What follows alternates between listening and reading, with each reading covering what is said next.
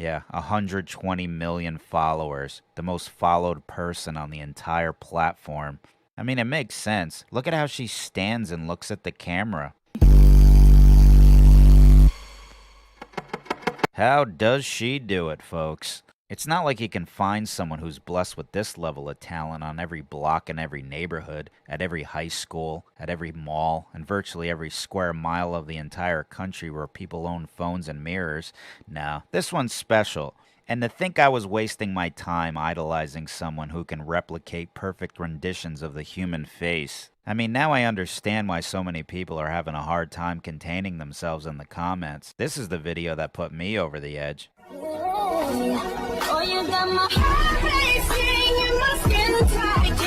I couldn't believe it. I called everyone I knew. You know, after watching Joey B. Toon's videos, I'm always left with the question, how far up your own buttocks can you be without getting pink eye? Welcome back, beautiful and amazing human beings. This is Luke Rudowski of WeAreChange.org. A lot of very concerning news to get into today, especially with the downward spiral to total totalitarian control of almost every aspect of our existence. This, as of course we have bombshell information coming from Haiti and more sinister undercover news here in the United States as well. We're going to get to all of that plus a lot more, but before we do, the video that we played in the beginning of this broadcast is of course from Joey B. Toons. The link to his channel is down below. He does great work, and in my opinion, he definitely deserves a lot more subscribers. And I think he brilliantly highlights how we're definitely going towards an idiocracy society as the average IQ score keeps dramatically going down. And what did you expect in a society where the president's son literally had an idea which he seriously propositioned on unionizing working ladies of the night because of his, quote, expertise in the field after spending thousands of dollars per session with working ladies of the night. This is according to, of course, official text that were revealed through his laptop, which previously the mainstream media said never existed. It was a Russian psyop. Now it does exist. And yet the president's son is yet to still face any legal repercussions for his huge violations of the laws that, of course, you would be heavily punished for. This man also routinely lied on his applications for firearms, a serious federal offense. The federal authorities in response are, one, choosing to look the other way, and two, send a whole bunch of undercover federal agents to, quote, induce or persuade people to commit violent acts. That's the information we're getting from BuzzFeed that is reporting that 12 out of the 18 people allegedly plotting to kidnap the governor of Michigan were all undercover government agents. And according to the defense lawyers, of the 6 people being charged here, they are saying that it was these 12 undercover agents that were the ones that induced and persuaded the group to allegedly plot the kidnapping of the Michigan governor. Of course, we heard about the story far and wide in the mainstream media of a violent group of individuals plotting this. Now we're finding out new details that raise serious concerns about this event, since there was more government agents, 2 times the number of government agents involved in this plot than allegedly the people going along with it. Now, what were the federal undercover informants doing here? What was their involvement? Well, we're going to find out when this goes to trial in October, which, of course, we're going to be following very closely. Another story that we promised to follow very closely was, of course, the troubling developments that have unfolded in Haiti recently, where the president was assassinated. And as you know, we've been raising some serious concerns about that event. And today, CNN, of all media organizations, is reporting that several of the men involved in the assassination of the Haitian president previously worked as U.S. law enforcement agents and informants. Now, this is not a surprise to us here, as of course we were suspicious about this event from the very beginning. The assassins pretended to be the American DEA. They spoke English, they spoke Spanish. A lot of them were from Colombia. The head of the CIA was in Colombia at the time of the assassination for a, quote, secretive, sensitive mission. And now we're learning that several of the assassins were tied into U.S. law enforcement from Florida and took out the Haitian president, who, of course, publicly denounced a medical procedure that the ruling establishment wants everyone to take. By the way, we're going to be talking about extensively about this medical procedure on LukeUncensored.com. We can't say any more here on this platform. If you're looking for a platform that pushes free speech to the fullest limit, check out lukeuncensored.com. Also, by the way, just a heads up, our Apocalypse Survival and Self-Defense training course will be this Saturday. We are almost sold out with tickets. We have had to raise prices. We have added 2 additional instructors. And if you have signed up already, make sure to check your emails, as we have very important developments and the possibility of another free event that following Sunday also happening, which I think you guys would definitely want to attend. All of that information down in the description below. Check out the reviews we have from past members who attended these events. We have always had an extreme degree of satisfaction of people that participated in these events. They are super fun and informative, and will have you actually doing a lot of the things that we talk about, which we're going to be putting into action, all exclusively here on this event that is going to be taking place near Manchester, New Hampshire. Definitely worth the trip up. The link again down in the description below. Now, I think throughout the entire saga that the world was taken on, especially at the beginning of last year, a lot of people are realizing that governments that lock down their business while allowing billionaires to operate without any concern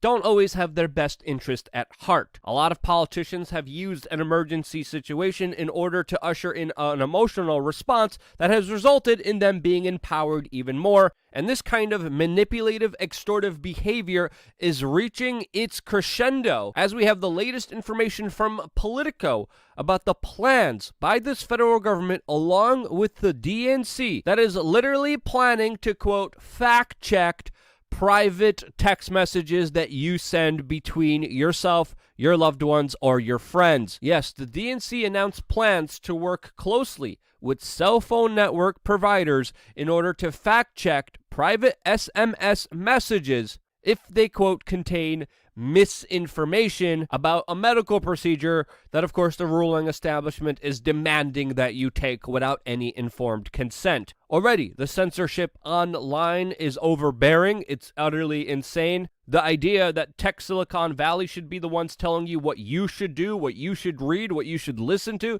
is absolutely absurd. The hands of information shouldn't be in the hands of multinational corporations with connections to the U.S. intelligence agencies. This is a recipe for disaster, and of course it will be used and abused, and it already is being used and abused, and now the central controllers want to go even further, controlling private messages. Already, YouTube just deleted videos from a former president of the United States and froze the account, and will freeze any account that allow the former president of the United States to speak on their platform. Other political messages are also being taken down sporadically, randomly, setting a chilling effect in our political discourse where, of course, the rules are never clear. We don't know what we can and cannot say. The rules are very vague, and they're that vague for a reason because this essentially scares a lot of people from speaking in the first place, especially when they don't know what they can and cannot say. And if they do say the wrong thing at the wrong time with the wrong moderator, rules that are selectively enforced, they could lose their entire livelihoods. And now, Politico somehow buried the lead here with their article that is entitled, quote, potentially a death sentence, White House goes off on medical procedure fear-mongerings. Of course, medical procedure is not what they said, it's what I have to say, because of the rampant censorship that is happening that can't even allow me to openly discuss about issues that are extremely important to the general public. The article reads directly, quote, Biden allied groups, including the DNC, are also planning to engage fact-checkers more aggressively and work with SMS carriers to dispel misinformation about medical procedures that is sent over social media and text messages. Already, private messages are being monitored and censored on Twitter, the platform that you're reading about this article about, as we learned from Joe Rogan, who talked about how he can't even share medical reports and studies surrounding an alternative to another medical procedure. And the rhetoric from this administration is becoming more and more dangerous, as they previously announced that they wanted to go door to door to make sure that everyone did take this medical procedure. This is as already 68% of people have already taken it. And we have to understand that this is not just a push here in the United States, but this is a global push, with the country of New Zealand announcing similar efforts efforts about going door to door, finding people who don't want to do what they're told to do by the ruling government. And this plan is absolutely freaky. It's absolutely insane, and it's absolutely total totalitarianism disguised as, quote, caring for your health and wellness. Again, also very interestingly, we're not hearing a lot of numbers reported when it comes to cases, hospitalizations, and deaths recently in the mainstream media like we previously did when they were going up. When they were going down, we didn't hear about that by and large, a part of the larger narratives that are being pushed here. But if you look at the chart in front of us, the numbers, especially when it comes to cases, hospitalizations, and death, are still extremely low. So why do we see this last-ditch concerted effort in order to ram through and push more restrictive, draconian, freedom-eliminating initiatives when by their own numbers they are extremely low? Well, that's a very serious question that definitely deserves to be asked. I don't want to speculate here. I am not a medical professional, but this rush, this demand, this new force by the federal government should definitely be questioned socially and politically, as the Biden administration just launched the first, quote, FEMA surge team in order to boost the amount of people that will take this medical procedure. They just launched this in Nevada with federal employees that will, quote, assist state agencies and community partners with trying to get more people to take this